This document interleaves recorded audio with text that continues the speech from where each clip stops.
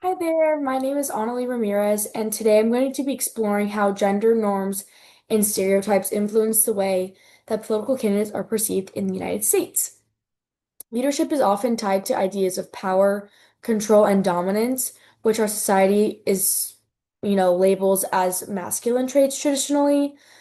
Because of this, men are more naturally associated with leadership roles, while women and gender diverse individuals are often questioned, scrutinized, and judged more harshly than men are.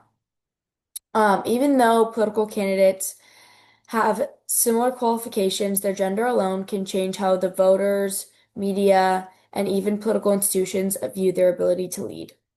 I'll be using examples from our course materials as current research to show how deeply gender shapes political representation. So, why does this matter? This topic matters because the way that we view leadership impacts who gets elected and who doesn't. If we're unconsciously associating power with masculinity, then we are limiting the diversity of voices in government. This doesn't just affect women candidates, it affects all of society because representation shapes the policies that are made, which communities are prioritized. Gender bias doesn't just happen at the ballot box. It happens in conversations, in classrooms, news coverage, and everyday perceptions of what a real leader is supposed to look like. I feel like we've all met those people that say, "Oh, I would never um vote for this candidate because they're a woman, even though they are what I align with more." And so I think that cutting out gender bias really helps to foster a community where people can vote for their beliefs and not who is representing those beliefs. Because just because a woman is a woman or a man is a man doesn't mean that they're more or less qualified for the role. It just depends on who represents your views more and what you align with more. And I think that that's who you should choose, like based on political parties and not just someone because you think they would be a better leader, man or woman. So slide three is gender and leadership. In chapter five of Gender Ideas, Interactions, Institutions by Wade and Free, um, they explain that leadership traits such as confidence, decisiveness, and assertiveness are socially coded as masculine. These traits are then linked to political power, which creates an unequal standard when women display the same behaviors. This means that when a man is confident, he is more likely to be seen as strong and capable, but when a woman is confident in the same way, the confidence is viewed as unnatural, inappropriate, or bossy. Frail and Marinova also connect this idea to what they call the the masculine ethos of politics. Politics itself has historically been built around masculine norms, oops, um, which can make women and gender diverse candidates appear that they do not belong, even when they are just as qualified. The double bind. Like I just said, when a woman is, you know, more assertive, confident, it people take tend to take it as, bossy or, other derogatory negative names. Maybe not derogatory was the word I was looking for. But more negative names and negative connotations. And one of the biggest challenges for women in politics is the double bind, which is explained in chapter five of our textbook.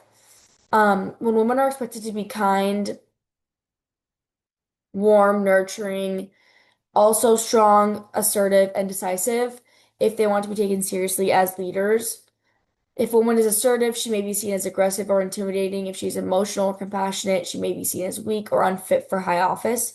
So basically, any way that a woman goes on her path to become president or, in any leadership role, everything is scrutinized, whether it's positive, negative, the normal or not the norm, it's scrutinized. Schreiber's research on female politicians like Sarah Palin and Michelle Bachmann shows how they were often framed through their identities as women and mothers rather than through their political ideas. This shows how deeply gender roles influence how female leadership is discussed.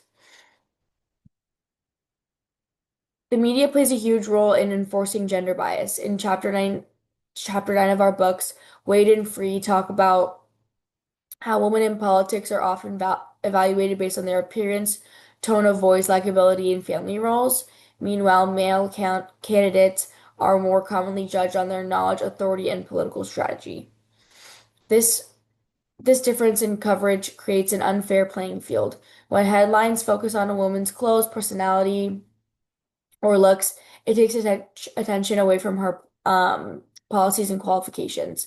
British Vogue even published an article highlighting how female politicians are repeatedly criticized for their appearance, with the same level of attention is not given to men.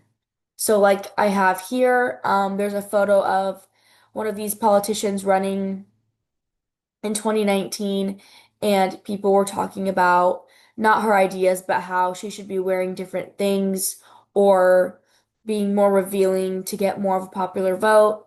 So again, just super inappropriate and not what people should be basing their political choices on. A study by DAPA and colleagues in 2019 found that women often perform very well in transformational leadership roles. This leadership style focuses on motivation, communication, empathy, and empowerment, all of which are extremely important in politics and government. The study suggests that the real problem is not that women that are worse leaders, it's in fact that many perform just as well, if not better. The issue lies in the perception of the way political institutions and public opinion are shaped by gender expectations and bias. For intersectionality in slide 7, gender bias does not affect all people equally. Women of color and LGBTQ plus candidates face even more discrimination and increased barriers to success. They are often judged not only for their gender, but also for their race, sexuality, and identity. This intersection of bias makes it even more difficult for some candidates to be taken seriously or given the same opportunities. Even when they speak about real issues, even when they speak about real issues that affect marginalized communities, their experiences are sometimes dismissed or minimized. Um, so why does this affect everyone? Why is this important? These biases just affect more than individual candidates. They impact the entire political system. If certain voices are constantly silenced or dismissed, then laws and policies reflect only a narrow group of people. This discourages young women, LGBTQ plus individuals, and other people of color from seeing themselves in leadership roles. Over time, it weakens democracy and reduces trust in political institutions. Um, to end, I just want to shift the focus to all of you, my audience. How have gender stereotypes shaped your perception of what a leader should look like or sound like?